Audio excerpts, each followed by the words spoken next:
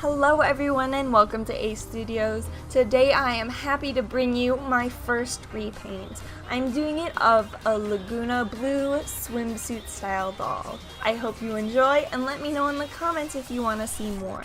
The first step is to remove the factory paint, so I use a nail polish remover that contains acetone to remove the face paint. I actually did have a problem getting the face paint off, but in the end I did get the face pretty clear, so I suggest if you want to do doll customization, get 100% pure acetone because the face will come off a lot easier.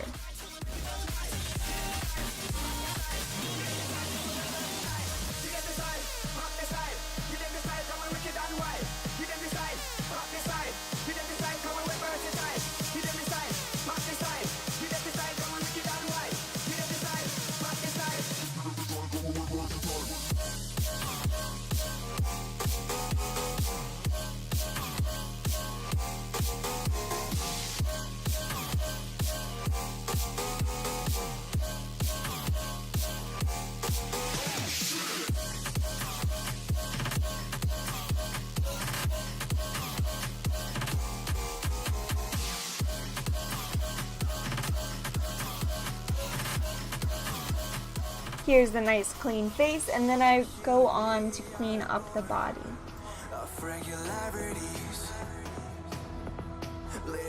The next thing that I'm doing is using a hairdryer to warm the vinyl of the head so that I can pop it off without damaging the neck peg. You can do this with a hairdryer like I do, or you can also use boiling water. Just be careful because the plastic does get pretty hot. The next thing that I'm doing is sanding down the bumps of the swimsuit. Since my design does not have a swimsuit, I don't want these bumps that showed where the swimsuit on the doll originally was. The next thing that I do is coat the face in 3 layers of Krylon UV Matte Clear Spray. Most people use Mr. Super Clear, but it was out of my price range, so I decided to use this alternative instead. In this next part, I am working with a tulle fabric as well as a bit of thread so that I can scrunch up bits of tulle to go around the legs and to look like fins and other decorative items on a mermaid. I'm also gluing a little bit of pipe cleaner to the top that is cut in the length around the doll's leg where I am putting it, just to give the fabric a little bit more stability to go around the doll's leg, as well as hiding the seam. The tulle is cut double the length that I needed it, and it is folded over and sewed on the folded end. So when it is scrunched together and glued like this, it will stay in a sort of skirt-like pattern. I do this for both legs to imitate a tail because I didn't want to go full out and buy epoxy and customize an actual tail for the doll. Even so, I do believe that these little additions really make the legs look like a tail despite being 2 separate entities. I also end up including a second layer just to bulk up the legs a little bit more, as well as add a little bit of depth to the tail.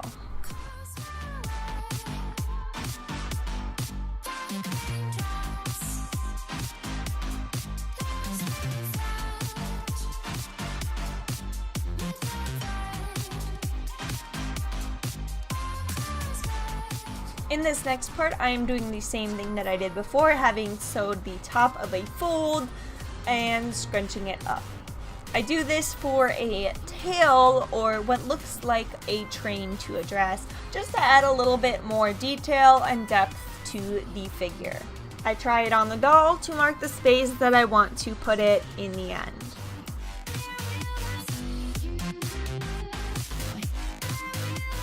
Here I'm just using some pipe cleaner to wrap around to differentiate from the top of the body to the tail.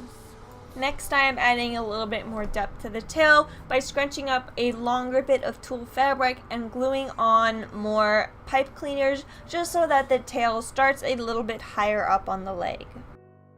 No matter how your confidence may fall,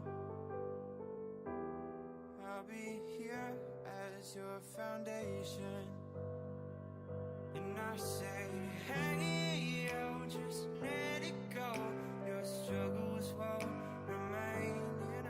the next thing that I do is sketch out the dots and shapes that I want to paint on the leg that would be resemblance of the patterns that would be on a koi fish that has a different colored scale pattern. I did this to add interest to the legs, which would otherwise be rather boring. I used teal and blue to go along with the theme of this blue mermaid for mermaid. Then I add the details on the chest area, making room and dots for the glitter that will come later. Then I blush the body at the knees, the hips, the elbows, the hands, and the shoulders so that it becomes more dimensional and more alive. Then I give it a clear coat of Krylon just so that the paint doesn't scratch and the blush stays in, and then we're on to the best part, which is the face up.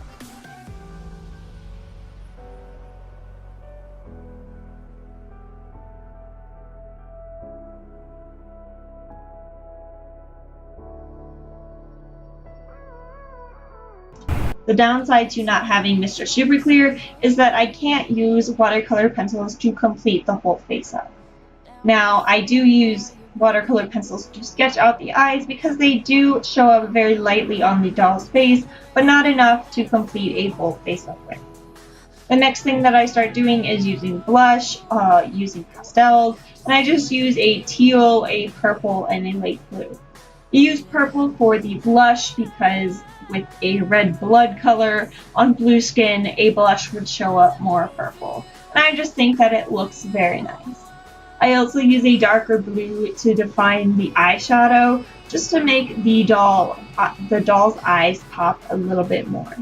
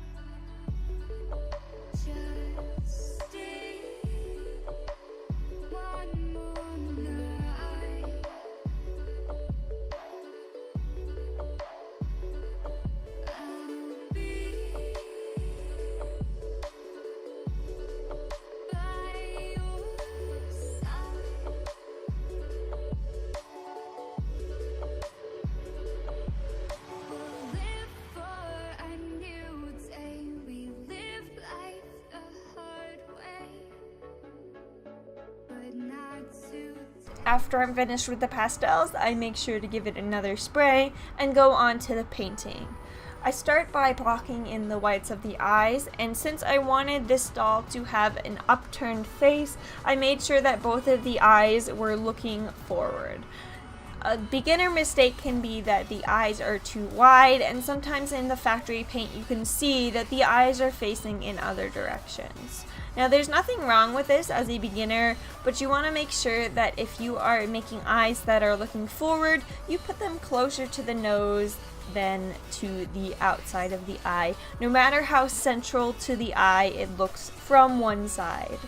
I think I did this really successfully because no matter where the doll is posed and where I'm taking a picture from or looking at it from, the eyes are both in the same direction.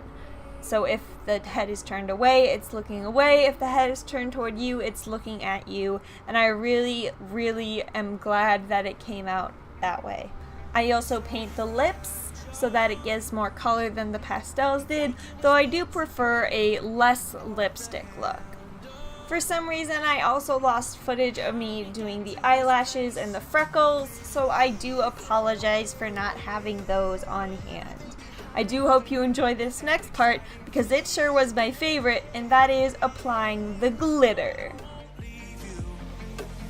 Everything we know be lost and changed for something new.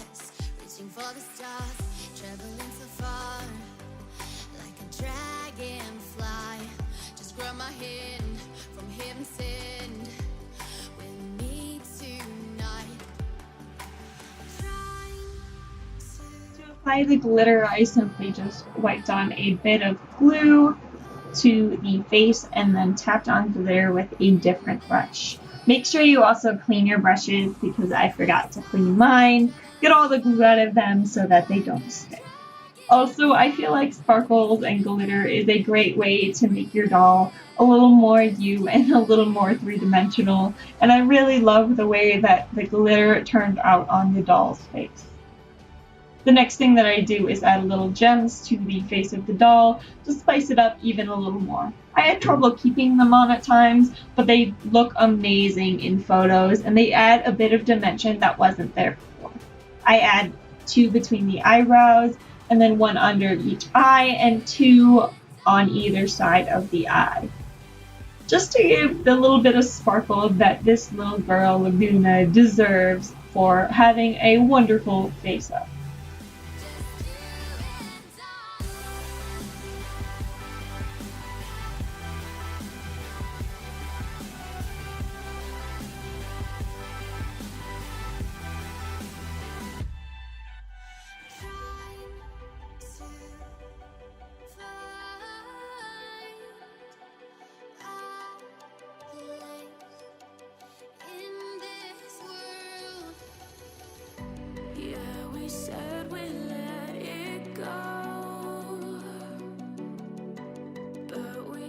I also add gems to add that little bit more sparkle onto the body because most dolls that are right out of the box don't have any glitter on them. So I wanted to make this doll that I'm making extra special.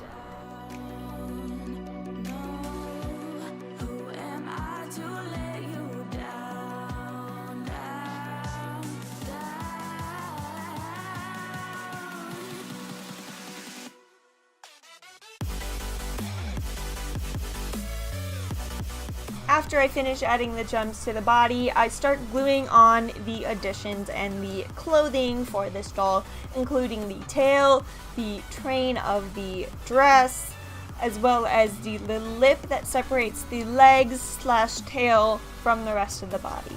I also add a few other accessories so that it really makes this doll one of a kind.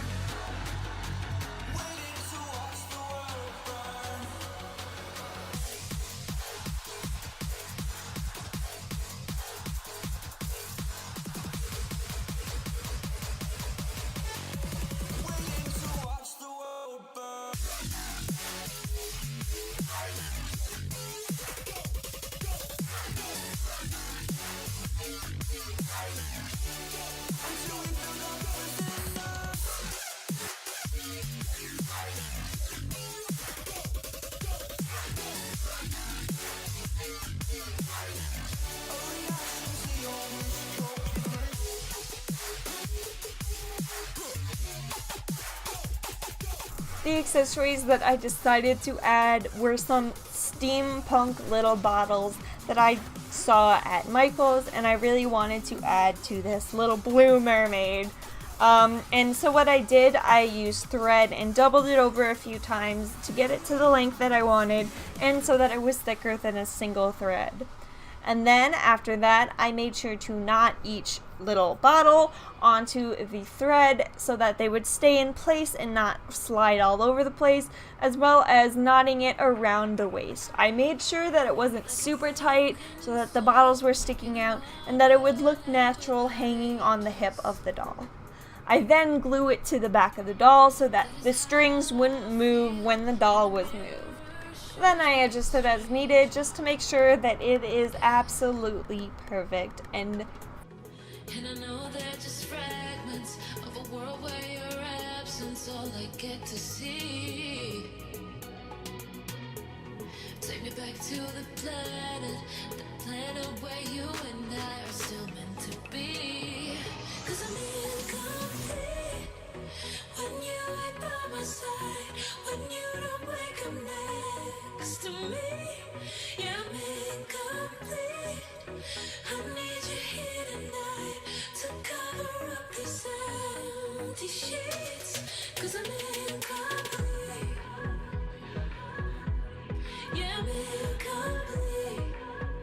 So this is the before with the factory paint. It does look pretty, but not until you see the after. And I'm just so happy the way that this turned out, and how, you know, it wasn't this exact same as my design, but it was still so beautiful, and I had so much fun making this, and I can't thank you guys enough for inspiring me and supporting me. And I really want to thank Delightfully, and we're done. Here's the before, which of course is as beautiful as it is, but wait until you see the after. I'm so happy the way this turned out. I really, really like it, even if it's not perfect, even if it's not the most detailed, and even if I could have done better with watercolor pencils on the face up, I still really enjoy the outcome, and I had so much fun making it. I have really great inspiration, such as Delightful, Hextian, Moonlight Jewel Dolls, and Mazakito to look up to and thank, not personally, but thank them for getting me into doll customization, because I really, really love it. If you enjoyed this video, make sure to go check them out because they are great at what they do. Also, if you do like this video, make sure to subscribe, like, and leave a comment to tell me any suggestions. Thank you guys so much for watching, and I'll see you guys next week.